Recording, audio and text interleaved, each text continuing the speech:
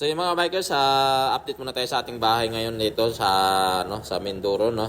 Natawagan ko yung aking hipag dahil siyempre gusto ko matingnan yung buhos ng bali itong gawa mga bikers, no. Nag-umpisa pala kami nito ng December 27 yung aking foreman dito sa Mindoro paggawa ng bahay. So yung unang-una hindi pa ito nabuhusan mga bikers kasi siyempre ang aming ginawa muna ay nag-ukay muna kami dito. Bali, 5 pala yung tawaran namin dito mga bikers.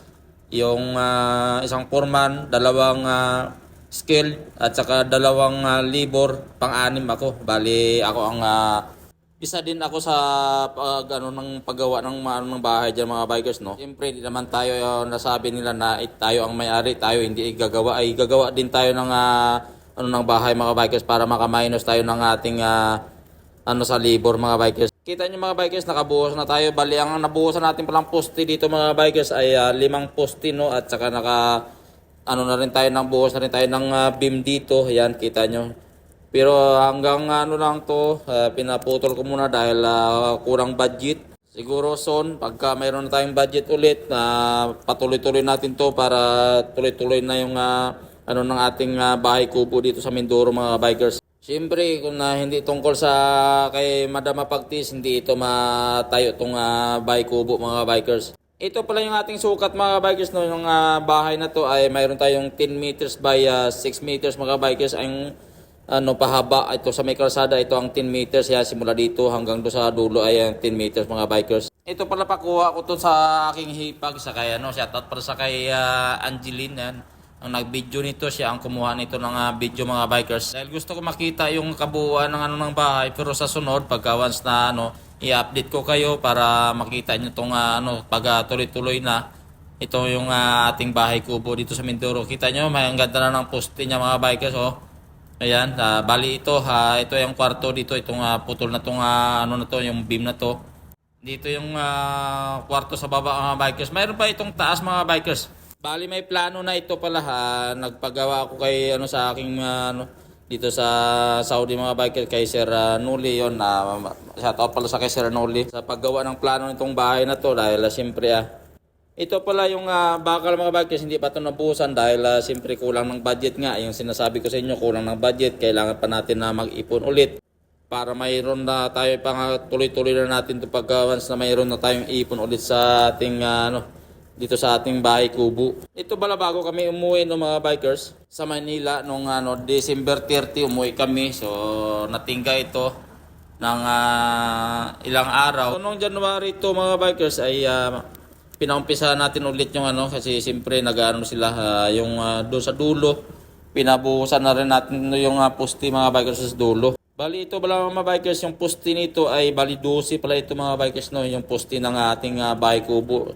12 mga bikers. So yung nabuhusan pa lang daw, sabi ni Foreman, sabi ni Angeline, ay 5 pa mga bikers. So yun, mayroon pa tayong 7 poste na hindi nabubuhusan. So antay-antay pa natin para kung mayroon na tayong budget, mabuhusan natin. Itong side na to mga bikers na to, ay ito ay grahe, no. So papakita ko sa inyo yung nito, yung plano nito para may idea din kayo. Ito ay parang pahaba lang ito at saka kasi gahol tayo ng space mga bikers. Bali ang kwarto pala nito isa sa baba mga bikers. Tapos sa taas nito ay mayroon na 2 kwarto. Tapos mayroon sang balcony. Isa sa may bandang kaliwa at saka isa din sa banda sa may kalsada mga bikers yung balcony niya. So yung mga bikers, yung ating bubong pala nito ay yung bakal lang mga bikers. Siyempre, hindi ko naman pinapakyaw ito dahil gusto ko malaman kung magkano gagastusin natin. So sa mga gusto magpatayo ng bahay, kailangan nyo kayo lang mismo pumili ng mga materialis. Sabihin nyo doon sa foreman kung magkano para malalaman nyo. At saka alam nyo na rin na may idea kayo kung paano magpatayo ng bahay. Kung kulang kayo budget, pwede nyo naman unti-untiin, huwag nyo nang biglain.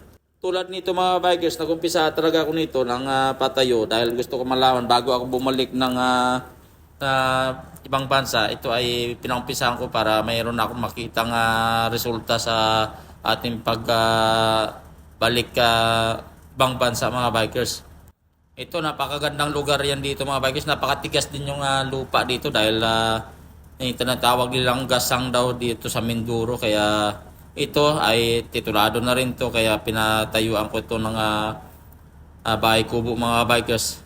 Dahil sa kanilang papa din, sa aking biyanan, sa aking mga bayaw yan, shoutout pala sa pagtulong dito. At saka ito may puno ito mga bikers ng mangga. Ito ay pinaputol natin no para hindi abala dun sa poste na bubuhusan mga bikers, kaya natingga itong T-beam na to dahil dito sa mangga. Kaya pinaputol natin, ayan, naputol na nga siya mga bikers. Ngayon mga lupa din, pinapantay na rin nila ni Papa yung mga lupa at saka yung isang poste doon sa may kabilang bahay, hindi pa natanggal pa mga bikers no. So abang-abangan nyo na lang mga bikers pagka once na ipatuloy-tuloy na natin tong ating ang ating pag-update sa ating bahay kubo, i-update ko kayo para alam nyo ng paggawa ng ating bahay. Ito ang ating bahay ay ginastos nito mga bikers ay hindi pa naman gaano kalakihan, tama-tama lang natin yung pang-uwi lang natin ng bakasyon, yun yung ginastos ko dito.